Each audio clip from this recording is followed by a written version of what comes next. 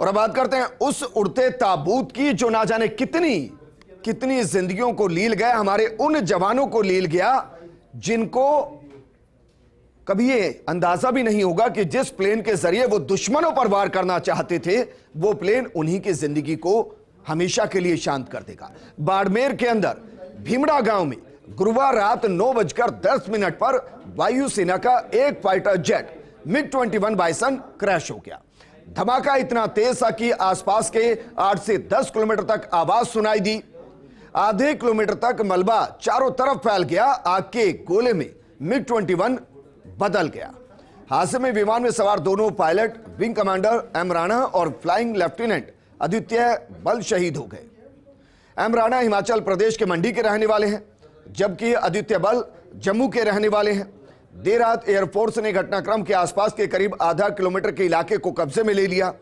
Air force बिखरे हुए मलबे को इकट्ठा करने और घटना की जांच पड़ताल में जुट गई है। 100 से ज्यादा जवान और एयरफोर्स अधिकारी मौके पर मौजूद हैं। इस घटना के कुछ वीडियो भी सामने आए जो विचलित करने वाले हैं। हादसे के बाद घटनास्थल पर विमान के मलबे में आग लग गई। बॉडी पार्ट्स बिखरे हुए थे MiG-21 के और पास में एक टूटा हुआ मोबाइल भी गिरा हुआ था। विमान जहां गिरा वहां करीब 15 फीट के दायरे में एक बड़ा गड्ढा हो गया। बाड़मेर में सैन्य विमान हादसे का 9 साल में यह 8वां मामला है। वायुसेना ने दुर्घटना के कारणों का पता लगाने के लिए कोर्ट ऑफ इंक्वायरी के आदेश दिए। साथ ही जान गंवाने वालों के परिवारों के प्रति शोक संवेदना भी व्यक्त की। रक्षा मंत्री राजनाथ सिंह ने वायुसेना प्रमुख air chief marshal VR Chaudhari से हादसे को लेकर बातचीत की, लेकिन जो आंसू हम आपको दिखा रहे हैं, इन आंसुओं का जवाब कौन देगा, इन आंसुओं का हिसाब कौन देगा, यह अपने आप में एक बड़ा सवाल है। क्योंकि MiG-21 जिसको बहुत लंबे टाइम से उड़ता ताबूत फ्लाइंग कॉफिन कहा जा रहा है, वो कब तक उड़ेगा। अगर वायुसेना ने तय कर दिया कि 2024 तक वो उसके स्क्वाड्रन का हिस्सा रहेगा, तो क्या 2024 तक इसी तरीके से हम MiG-21 के हादसों में अपने वीर जवानों को खोते रहेंगे? यह अपने आप में एक बड़ा और गंभीर सवाल है। ये आदित्य बल सन ऑफ स्वर्णलाल जिंदल मिल्लू का रहने वाला था और एयर क्रैश में इसकी मौत हुई है। ये रात को ही लेट नाइट इन्फॉर्मेशन मिली उसके फादर को। उसके फादर जो स्वर्णलाल हैं वो भी एक्समैन हैं। तो अभी वो सुबह मॉर्निंग ही वो निकले हैं जोधपुर के लिए। तो उम्मीद है, सुना जा रहा है कि कल तक डेड बॉडी जो आने की संभावना है। और ये जिंदल मिल्लू के लिए बड़ी दुखद आज संदेश मिला रात को, और पूरा गांव जो है वो शोक में है। आज हमको अपने बेटे पे बहुत ज़्यादा फ़ख्र है। इस गांव को, इस तहसील को, इस जम्मू को हमारे बेटे ने उनका नाम रोशन किया है। और मैं कुछ ज़्यादा, मेरे पास आज अल्फाज नहीं है बोलने के लिए। सर बचपन से ही शौक था उसको बचपन में ही, क्योंकि पापा आर्मी में थे, मैं भी आर्मी में था, तो उसको भी बड़ा एक जज्बा था कि चाचा जी मैंने भी आर्मी में ज्वाइन करनी है, डिफेंस ज्वाइन करनी है। तो हम भी उसको मोटिवेट करते थे। वो जज्बा उसके रगों में पूरा भरा हुआ था। वो ये दर्द का वो समंदर है जिसमें बस थोड़ा सा बाहर निकला है, बहुत कुछ अभी भी अंदर है जिसमें कई सवाल हैं। लेकिन सबसे पहले आपको ग्राफिक्स के जरिए यह समझाने की कोशिश करते हैं कि जो हादसा हुआ वो किस तरीके से हुआ है। क्योंकि MiG-21 आसमान में स्कॉटी पर था, जिसमें एक बाकायदा प्रशिक्षित पायलट था और एक प्रशिक्षु पायलट था। वो आसमान में था, आसमान में उसके अंदर टेक्निकल प्रॉब्लम आई। दोनों हमारे जो पायलट थे वो इतने जाबाज कि उन्होंने खुद को एग्जिट नहीं किया, बल्कि जो गांव था जिसके अंदर ये प्लेन गिर सकता था, एक भारी तबाही हो सकती थी।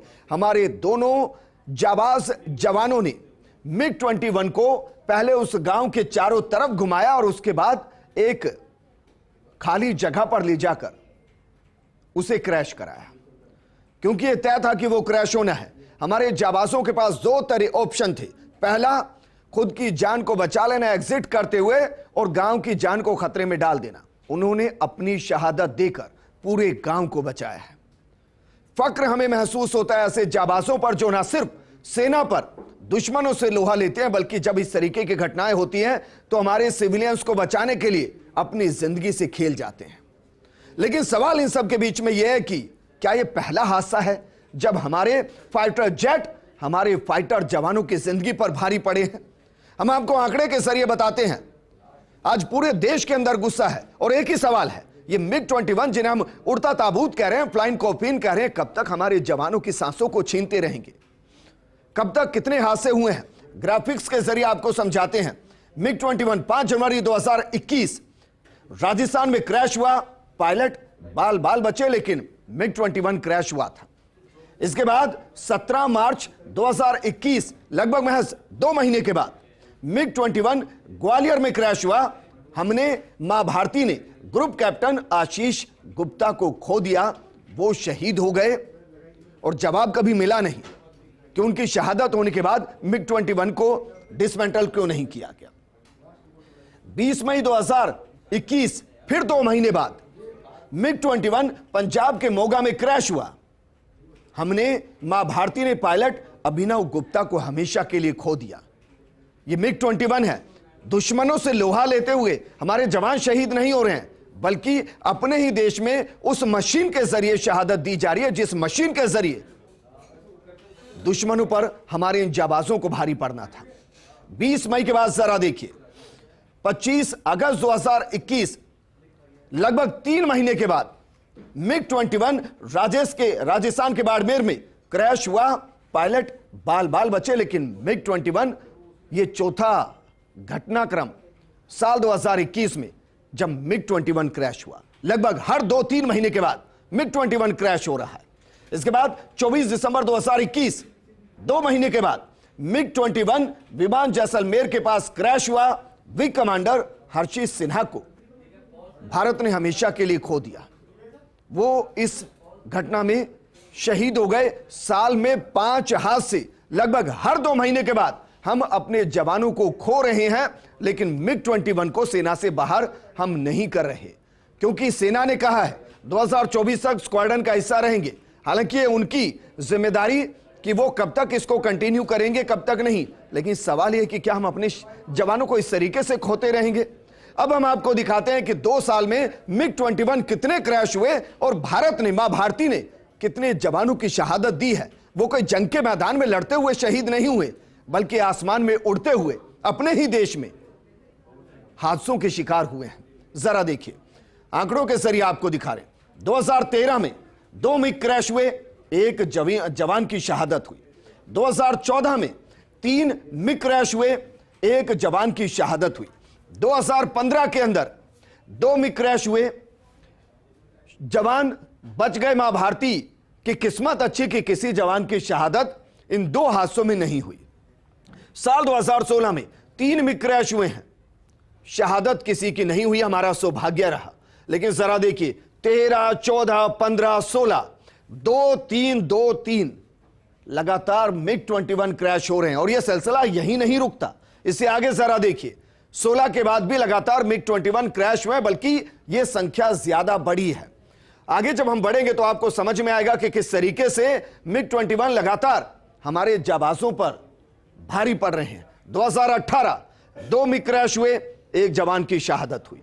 2019 3 MiG क्रैश हुए, शहादत किसी की नहीं हुई, हमारा सौभाग्य रहा। 2021 में 5 MiG क्रैश हुए, 3 जवानों की शहादत हुई है। और 2022 में भी लगातार MiG क्रैश हो रहे हैं और हमारे जवानों की शहादत हो रही है।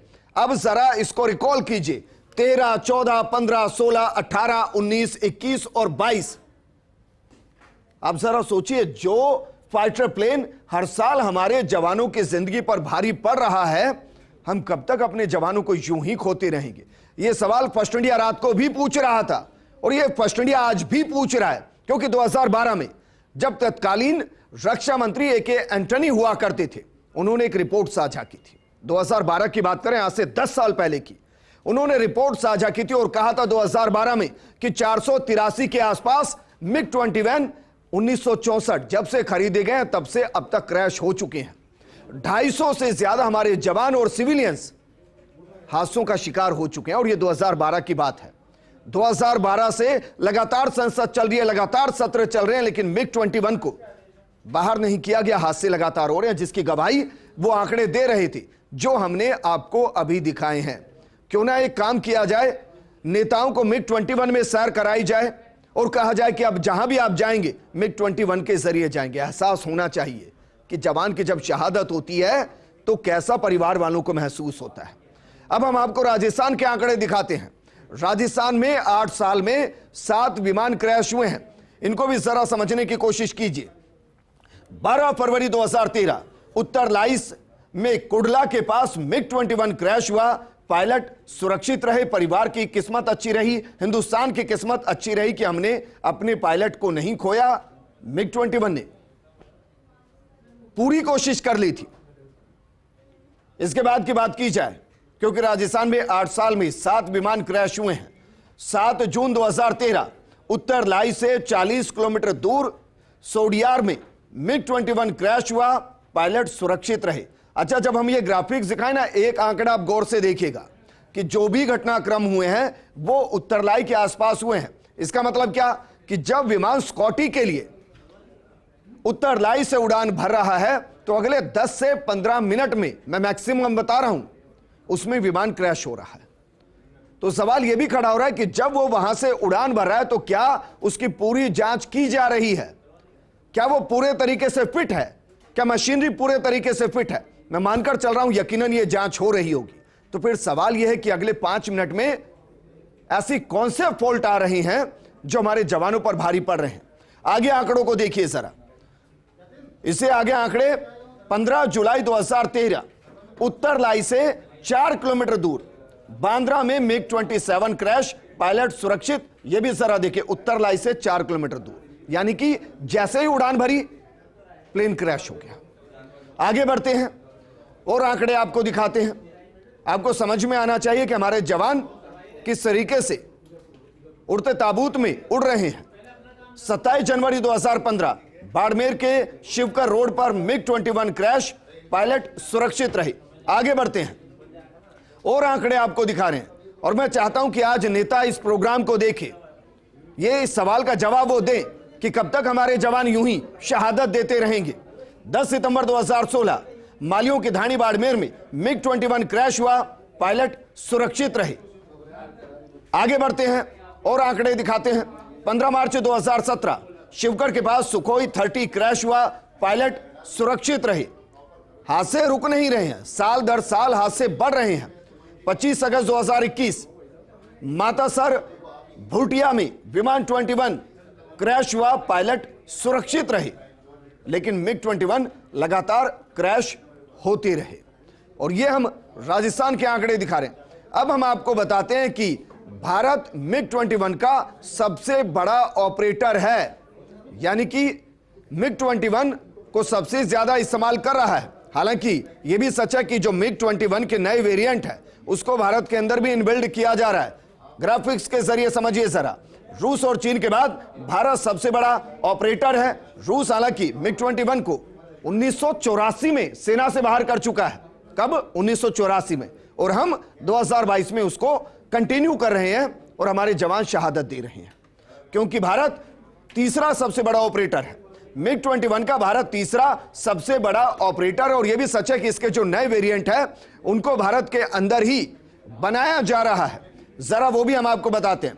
1964 सोवियत संघ के साथ जो जंग थी, उसके बाद 1963 के बाद 1964 में इस विमान को पहले एयरफोर्स में शामिल किया गया था। और यह सच है कि उसके बाद 1965, 1971, 1999 यानी पाकिस्तान के साथ जो 3 जंग हुई उसमें सबसे महत्वपूर्ण भूमिका MiG-21 ने निभाई थी। सुपरसोनिक फाइटर जेट के तौर पर इसे शामिल किया गया था और एक वक्त ये वायुसेना का नगीना हुआ करता था, कोहिनूर हुआ करता था, क्योंकि इसने कई जंग में महत्वपूर्ण भूमिका निभाई। इसकी खासियत हम आपको बता रहे हैं। शुरुआती जेट रूस में बने थे, फिर भारत में तकनीक हासिल हुई और भारत के अंदर ही इन्हें बनाया जाने लगा। लेकिन शुरुआती जेट रूस में बने, रूस ने 1984 में बंद कर दिए, हम अभी तक बना रहे हैं। तब से अब तक MiG-21 ने 1971 में भारत युद्ध में महत्वपूर्ण भूमिका निभाई। 1965 की जंग में भी महत्वपूर्ण भूमिका निभाई थी। 1999 के कारगिल युद्ध समेत कई मौके पर अहम भूमिका निभाई और कारगिल के युद्ध में भी एयरफोर्स की एक बड़ी भूमिका थी और उसमें मिग-21 और अगर थल सेना की बात करें तो बोफोर्स, दोनों की एक महत्वपूर्ण भूमिका थी। रूस ने 1984-85 में इस विमान का निर्माण बंद कर दिया था। उसके बाद इसको नहीं बनाया गया, सेना से भी बाहर कर दिया। इसके नए वेरिएंट है, लेकिन भारत इसके अपग्रेडेशन वेरिएंट का इस्तेमाल करता रहा और अभी भी कर रहा है। हालांकि सेना की तरफ से कहा गया कि 1924 में इसे सेना से डिसकंटिन्यू कर दिया जाएगा, लेकिन 2024 में अभी भी 2 साल बाकी हैं। लेकिन इसकी खासियत क्या है? दरअसल मिग-21 अभी तक सेना में क्यों है, यह हम आपको बता रहे हैं। इसको जरा समझने की कोशिश कीजिए। और क्यों हादसे होने के दौरान हमारे जवान, हमारे पायलट बच नहीं पाते हैं, क्यों कई बार ऐसा होता है कि वो हादसे के शिकार हो जाते हैं। दरअसल मिग-21 लड़ाकू विमान की स्पीड कितनी है? 2229 किलोमीटर प्रति घंटा। आपको दिखाई नहीं देगा, इतनी स्पीड में निकल जाएगा। इसके अलावा इसकी रेंज है 644 किलोमीटर, यानी कि 644 किलोमीटर तक यह गोले दाग सकता है, मिसाइल दाग सकता है। इसका मतलब क्या हुआ? इसका मतलब यह जयपुर से जैसलमेर में मिसाइल और जैसलमेर से कराची में मिसाइल, यह सीधी दाग सकता है। और आपको ध्यान होगा, अभिनंदन अभी जब स्ट्राइक हुई तो अभिनंदन भी मिग-21 ही उड़ा रहे थे और मिग-21 के जरिए उन्होंने पाकिस्तान के लेटेस्ट फाइटर प्लेन को उड़ाया था। हालांकि यह भी सच है कि मिग-21 उसका शिकार हुआ था। अभिनंदन पाकिस्तान में गए, पाकिस्तान में उनको कैदी बनाया गया और फिर भारत का प्रेशर इतना रहा कि उन्हें अटारी बॉर्डर के जरिए भारत छोड़ा गया। और उस वक्त भी फर्स्ट इंडिया ने उसकी महा कवरेज की थी। भारत का बाइसन अपग्रेडेड वर्जन है, लगभग 1000 किलोमीटर तक उड़ान भर सकता है, यानी कि एक बार अगर इसमें फ्यूल इंजेक्ट किया जाए तो 1000 किलोमीटर यह उड़ान भर सकता है। इसकी लंबाई 15.676 मीटर है, यानी कि लगभग इसकी बात की जाए तो 50 फीट के आसपास की इसकी लंबाई है, 48 से 50 फीट के आसपास। और इसकी लागत आती है 177 करोड़ के करीब। लेकिन जो हमारे पायलट इसमें शहादत देते हैं ना, वो अनमोल हैं। वो इन 177 करोड़ से कहीं ज्यादा की कीमत रखते हैं। वो मां भारती के सपूत हैं। और ये जानकारी हमने आपको इसलिए दी क्योंकि बिना हथियार के इसका वजन लगभग 5200 किलोग्राम है। लेकिन अगर इसको मिसाइल से लैस कर दिया जाए, हथियारों से लैस कर दिया जाए, तो इसका वजन लगभग 8000 किलो हो जाएगा, यानी कि लगभग 3000 किलोग्राम तक इसमें हम वेपन्स को इंस्टॉल कर सकते हैं, ताकि जब वो दुश्मनों पर कहर बरपाए तो फिर अचूक निशाने हो। और इसलिए इसकी जानकारी हमने आपको दी। रफ्तार इसकी है 2229 किलोमीटर प्रति घंटा। लेकिन फिर वही सवाल है, सवाल वही है कि मिग-21 कब तक हमारे जवानों को यूं ही लीलता रहेगा और क्या 2024 जब तक इसे सेना से बाहर नहीं किया जाएगा, यह उड़ता ताबूत यूं ही हमारे जवानों की सांसों को छीनता रहेगा।